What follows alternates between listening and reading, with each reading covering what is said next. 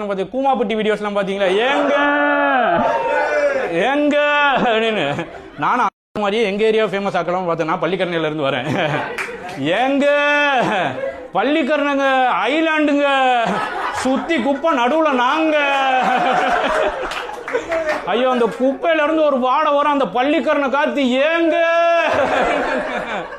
ஐயோ பள்ளிக்கரணை சென்னை ஒன் ரோட்ல தண்ணிங்க சர்பத்து மாதிரியே இருக்குங்க. டேஸ்ட் இல்ல கலரே சர்பத்து மாதிரியே இருக்கும். திறந்தா பிரவுன் கலர்ல வருங்க அப்படின்னு.